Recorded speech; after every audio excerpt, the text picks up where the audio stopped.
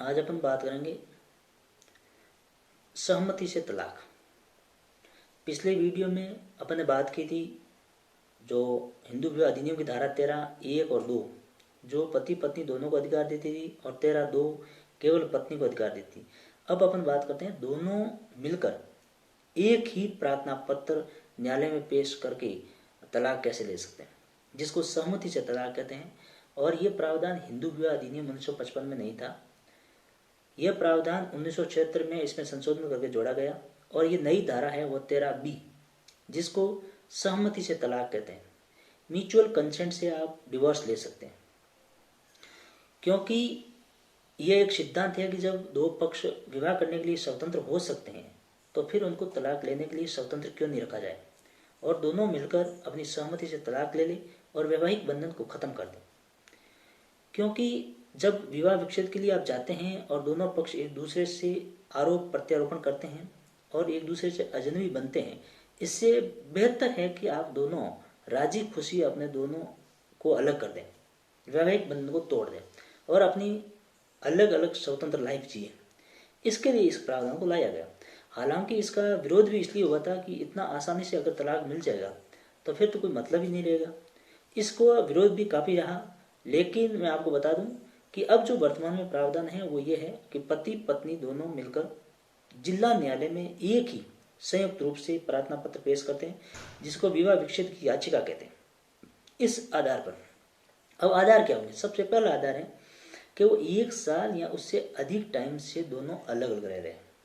यहाँ अलग अलग रहने का मतलब ये नहीं है कि दोनों अलग अलग घर में रह रहे हैं। इसका मतलब ये है कि दोनों एक ही छत के नीचे रह रहे हैं, लेकिन उन दोनों के बीच में वैवाहिक जीवन का निर्वाह नहीं हो रहा है। यानी वो पति पत्नी के रूप में नहीं रह रहे, रहे भले एक छत के नीचे रह रहा है, लेकिन जरूरी ये है कि उनके बीच में वैवाहिक संबंध नहीं है। दूसरा, वह दोनों ने तय कर दिया स्वतंत्र रूप से कि अब हम साथ में नहीं रहेंगे, इसलिए वो तलाक अर्जी पेश करते हैं। ऐसी तलाक अर्जी जिला न्यायालय में पेश की जाती है। अब मैं आपको बता दूं, खास बात इसमें है कि अगर सहमति से आप तलाक लेते हैं तो उसकी अपील नहीं होती। अपील केवल एक आधार पर होगी, अगर आपकी सहमति धोखे से ली गई है, कपट से ली गई। अब मैं आपको बताऊं, जैसे ही आप संयुक्त रूप से जिला न्यायालय में एक अर्जी पेश करते हैं, वो अर्जी पेश करने के बाद 6 महीने तक आपको वेट करना होगा, जिसको इंतजार कहते हैं। और जो ये इंतजार है वो 6 महीने तक आपको पिटिशन पेश करने से लगाकर जैसे ही 6 महीने की अवधि पूरी होती है वहां तक आपको वेट करना। 6 महीने की अवधि पूरी होते ही 18 महीने के भीतर, यानी आपको 6 महीने के बाद और 18 महीने के भीतर दूसरा प्रार्थना पत्र पेश करना होता है। एक और, अगर आप दूसरा प्रार्थना पत्र पेश नहीं करते हैं तो आपने पूर्ववर्ती जो प्रार्थना पत्र पेश किया था तलाक लेने के लिए, उसको न्यायालय खारिज कर देगा। इसलिए 6 महीने की जो आपकी वेटिंग लिस्ट है वो आप में उसमें रहोगे।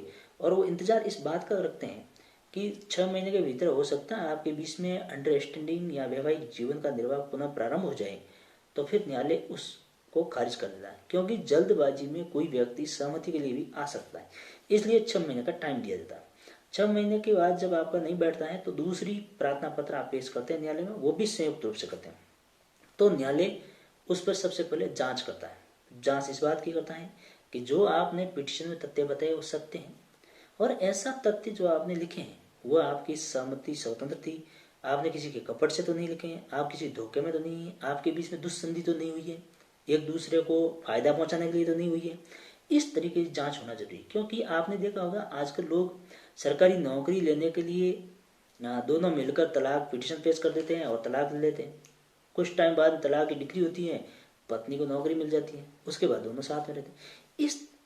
इस प्रकार के धोखे को रोकने के लिए न्यायालय के पास ये अधिकार है कि वो उसकी जांच करे। अब अपन बात करते हैं कि एक बार किसी ने सहमति दे दी तो क्या वो वापस ले सकता है या नहीं।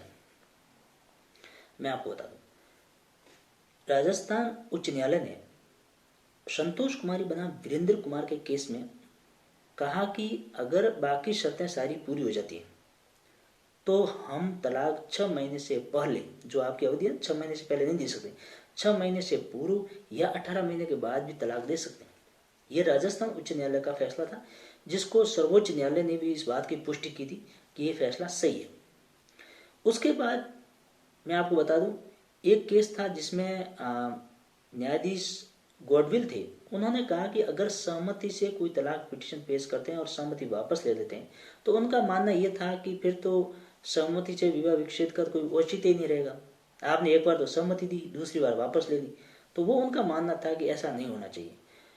अब मैं आपको बताऊं कि अगर आपने सहमति दी तो क्या आप 18 महीने के बाद यानी 6 महीने से पहले तो आप लेते हैं तो वो तो आपका अधिकार है। 6 महीने के बाद में जैसे आपने दूसरी प्रार्थना पत्र पेश की और उसके बाद आप 18 महीने के बाद में भी क्या सहमति वापस ले सकते हैं। यह एक बहुत महत्वपूर्ण केस था सर्वोच्च न्यायालय के सामने, अशोक हुर्रा बनाम रूपा का केस। इसमें सर्वोच्च न्यायालय ने हालांकि 18 महीने के बाद पत्नी ने सहमति वापस ले ली और कह दिया कि मैं नासमझ थी, लेकिन सर्वोच्च न्यायालय ने इसमें तलाक की डिग्री पारित की और उनकी वापस लेने की सहमति उसको नहीं माना।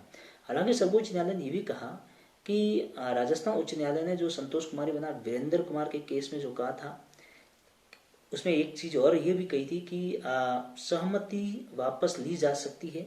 राजस्थान उच्च न्यायालय का मानना था कोई दिक्कत नहीं, वापस ले दो। दूसरी बार राजस्थान उच्च न्यायालय ने यह कहा कि दोनों मिलकर भी सहमति वापस ले सकते हैं या कोई एक पक्ष ले सकता है दूसरे पक्ष को बताए बिना भी, जिसकी पुष्टि सर्वोच्च न्यायालय ने भी की थी। उसको सर्वोच्च न्यायालय ने अशोक हुर्रा बनाम रूपा के केस में कहा कि इस प्रकार का तो करना कोई खास नहीं है और इस पर हम विचार करेंगे। और अशोक हुर्रा के केस में सर्वोच्च न्यायालय ने सहमति वापस लेने को नहीं माना और इसमें उन्होंने मना किया। अब अपनी बात है कि क्या कोई तलाक पिटीशन पेश करने के बाद में 6 महीने के भीतर तलाक मिल सकती है, यानी जो इंतजार की अवधि है उसके दौरान भी तलाक मिल सकती है या नहीं। तो इसमें एक बहुत महत्वपूर्ण केस है, वह है अनिल कुमार जैन बनाम माया जैन 2009। सर्वोच्च न्यायालय के सामने प्रश्न था कि कई उच्च न्यायालय कहते हैं कि 6 महीने से पहले ही तलाक दे दो जब उनके बीच में सब कुछ ठीक नहीं है, और कई उच्च न्यायालय आपके आदेश यानी कानून के मानने को तैयार है। इसमें क्या करना चाहिए। तो सर्वोच्च न्यायालय ने इस केस में कहा कि भाई 6 महीने से पहले आप किसी भी सूरत में तलाक नहीं दे सकते, क्योंकि ये जो 6 महीने की अवधि है उसमें उनको ये देखना चाहिए और न्यायालय को ये विचार करना चाहिए कि पारिवारिक बंधन न टूटे। और सर्वोच्च न्यायालय ने यह कहा कि 6 महीने से पूर्व अगर यानी आपने जैसे ही आज प्रार्थना पत्र पेश की और 6 महीने का जो इंतजार अवधि है उसके दौरान अगर तलाक देना है वो अधिकार सर्वोच्च न्यायालय के पास है केवल। और सर्वोच्च न्यायालय ने हवाला दिया आर्टिकल 142 का, जो कंप्लीट जस्टिस की बात करता है, पूर्ण न्याय की बात करता है। न्यायालय ने कहा कि सर्वोच्च न्यायालय 142 आर्टिकल के अंतर्गत यह तय कर सकता है कि 6 महीने से पूर्व किसी को तलाक देना है तो दे सकता है। यानी सर्वोच्च न्यायालय ने यह शक्ति अपने पास रखी और वर्तमान स्थिति यही है कि 6 महीने से पूर्व तलाक देना है तो यह अधिकार सर्वोच्च न्यायालय के पास होगा, बाकी किसी उच्च न्यायालय या जिला न्यायालय के पास यह अधिकार नहीं है।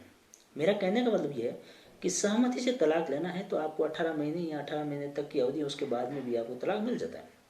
सीधी सिंपल प्रक्रिया है, 1.5 साल में तलाक मिलता है।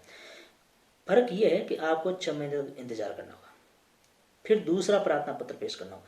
ये सारी संयुक्त रूप से होगा, सहमति से होगा, क्योंकि जब आप विवाह करने के लिए दोनों पक्ष स्वतंत्र है, राजी है, तो फिर आप तलाक लेने के लिए भी दोनों राजी है। इसके लिए यह साधारण प्रक्रिया है ताकि बहुत कुछ लोग ऐसे होते हैं कि वह अपनी सहमति से साथ में रहना ही नहीं चाहते हैं और दोनों अलग अलग रहने के लिए राजी हैं, तो फिर उनको अलग अलग रख दिया जाए। और इसलिए यह प्रावधान लाया गया ताकि सहमति के आधार पर दोनों पक्षों को यह छूट दे दी जाए कि आप साथ नहीं रहना चाहते हैं तो आप अपनी अपनी अलग अलग जिंदगियां बिताएं। यह होता है सहमति से तलाक देना। और 6 महीने से पूर्व सर्वोच्च न्यायालय ही दे सकता है, अन्य कोई न्यायालय नहीं। और बाकी न्यायालय 6 महीने तक इंतजार के बाद और न्यायालय जांच करेगा, इसकी अपील नहीं होगी। अगर धोखा हुआ है तो अपील होगी, सामान्यतः अपील इसमें होती नहीं है, क्योंकि न्यायालय पहले ही जांच कर देता है कि इसमें किसी प्रकार का धोखा तो नहीं हुआ, उसके बाद वो डिग्री पारित करते हैं। क्योंकि पारिवारिक जब रिश्ते होते हैं उसमें न्यायालय पर भी ये प्रतिबद्ध होता है कि वो इन तरीके के निर्णय लेते टाइम पूरी तरह से सतर्कता बरतें ताकि पारिवारिक बंधन जो टूटने नहीं होते हैं वो कहीं गलती से न टूट जाए।